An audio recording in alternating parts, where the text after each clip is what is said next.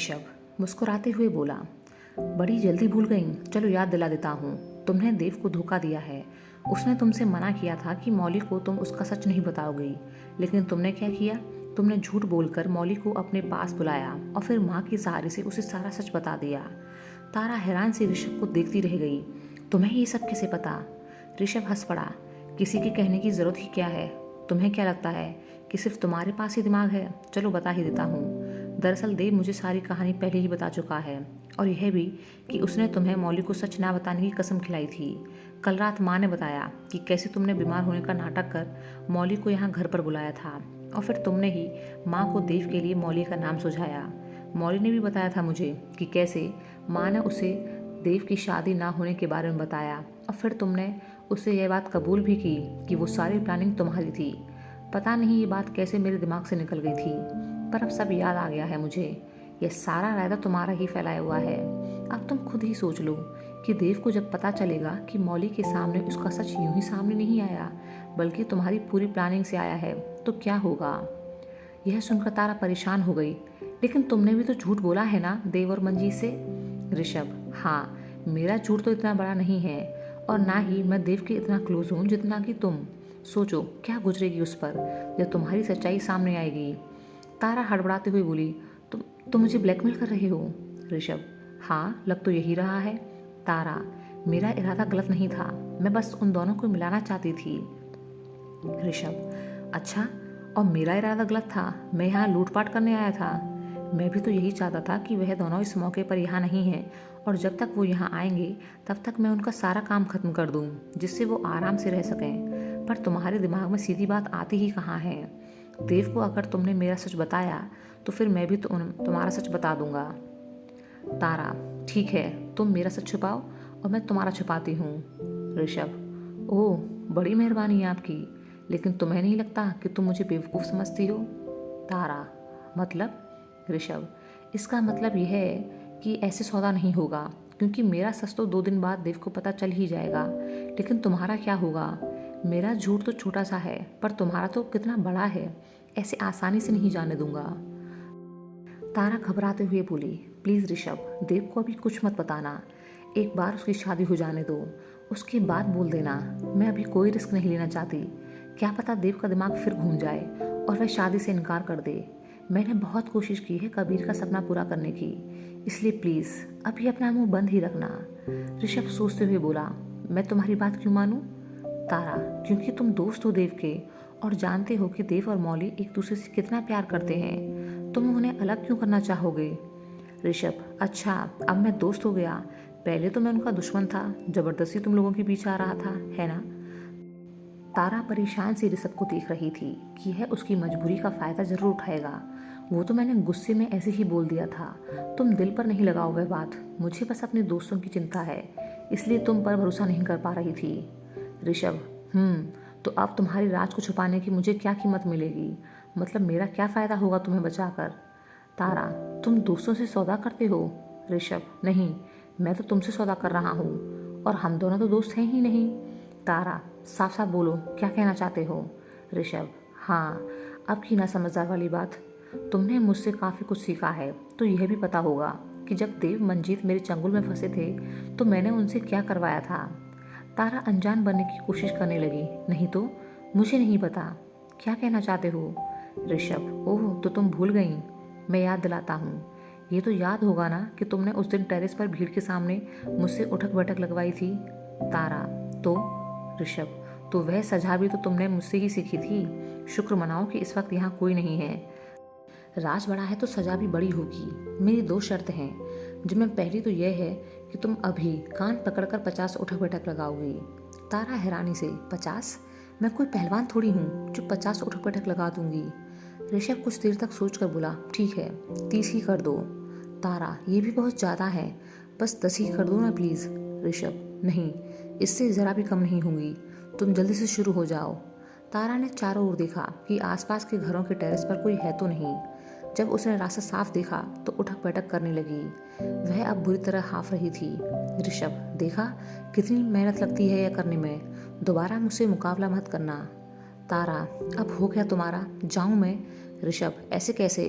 अभी तो मेरी दूसरी शर्त और है। तारा परेशान सी ऋषभ को देखने लगी। दूसरी शर्त? अब वो कौन सी है? ऋषभ, वह तो मैं कल सुबह बताऊंगा, थोड़ा सोचने का वक्त तो दो। फिलहाल चलो, माँ से कुछ बात भी करनी है और खाना भी तो खाना है। तारा, लेकिन सुनो तो। ऋषभ ने उसकी बात को अनसुना कर दिया और टेरेस से नीचे उतर गया। वह आके माँ के पास डाइनिंग टेबल पर बैठ गया। तारा भी उसके पीछे टेरेस से उतर गई और डाइनिंग टेबल पर जा बैठी। माँ, ऋषभ बेटा कितना टाइम लगा दिया? ऋषभ, माँ वो मैं और तारा ऊपर टेरेस पर बैठकर बातें कर रहे थे।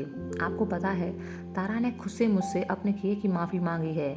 माँ हैरान सी कभी तारा को तो कभी ऋषभ को देखने लगी। माँ, सच में? ऋषभ, हाँ, आप चाहो तो तारा से पूछ सकती हो। माँ ने तारा की ओर देखा। क्या ये सच है? तारा जानती थी कि फिलहाल उसका चुप रहना ही बेहतर है। वह मुस्कुराते हुए बोली, हाँ, हमारी बात हो गई। माँ, चलो अच्छा हुआ। सच में मुझे तो बहुत खुशी हुई कि मेरे हर वक्त लड़ते झगड़ते रहने वाले बच्चे अब दोस्त बन गए हैं। ऋषभ मुस्कुरा दिया। आपको पता है तारा ने क्या कहा मुझसे? माँ और तारा एक साथ बोले, क्या? माँ ने तारा की तरफ देखा। तू क्यों पूछ रही है? तूने कहा है तो तुझे पता ही होगा ना। ऋषभ तारा की इस हालत पर मुस्कुरा कर उसे देखने लगा। तारा हड़बड़ाते हुए बोली, मैंने? हाँ हाँ कहा था, पर अभी भूल गई हूँ। ऋषभ, इतनी जल्दी भूल गई? चलो मैं बताता हूँ। माँ, इसने कहा है कि अब ये मेरे काम में दखलंदाजी नहीं देगी। मैं जो करूँगा उसमें यह अपनी टांग तो बिल्कुल नहीं अड़ाएगी और चुपचाप मेरी सारी बातें मानेगी। या समझ लो कि अब ये मेरी असिस्टेंट है, सारे काम में मेरी मदद भी करेगी।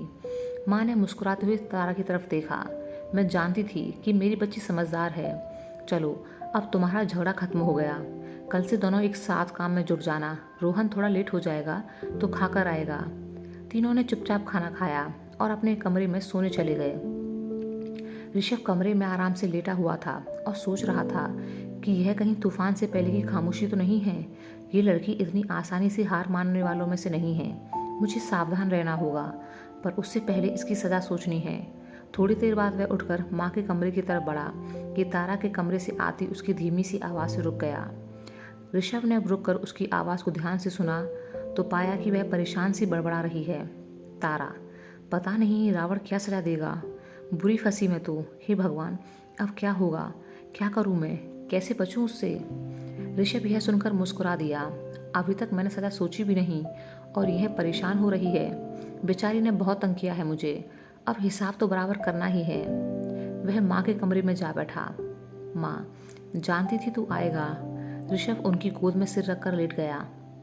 माँ, पता है मुझे लगा था कि तारा शायद ही तुझसे घुल मिल पाए, क्योंकि उसके दिल में जो डर है वह इतनी आसानी से जाने वाला नहीं था, पर अब सब ठीक है। ऋषभ, डर? कैसा डर?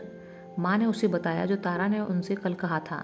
ऋषभ, ओह तो ये बात है। माँ, हाँ, पर उससे कुछ कहना मत। ऋषभ, हाँ। दोनों ने कुछ देर बातें की, फिर ऋषभ उठकर वापस जाने लगा तो तारा के बड़बड़ाने की आवाज़ अभी तक आ रही थी। वह शांत सा अपने कमरे में आ गया और लेट गया। अगले दिन सुबह जब ऋषभ तैयार होकर कमरे से बाहर निकला तो सामने डाइनिंग टेबल के पास तारा को मुस्कुराते हुए खड़ा देख हैरान रह गया। तारा, मैं कब से तुम्हारा इंतज़ार कर रही थी। रोहन उसे ऐसे देखकर परेशान हुआ कि इसे क्या हुआ है। तारा, क्या हुआ? माँ और रोहन भी मुस्कुराते हुए वहाँ आकर बैठ गए।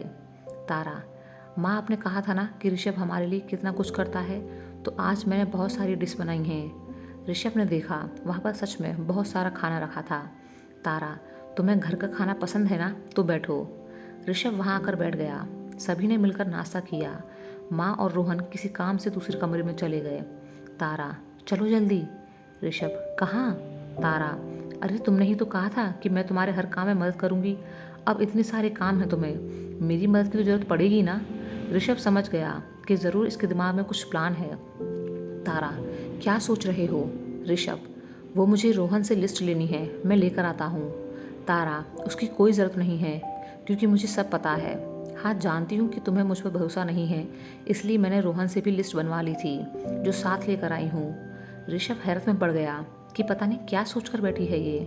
तभी रोहन वहाँ आया। भाई, मैंने लिस्ट तारा भाभी को दे दी है, वो भी आपके साथ जा रही हैं। ऋषभ, हाँ पर? तारा, परवर कुछ नहीं, तुम पर काम का ज़्यादा बोझ नहीं डाल सकती।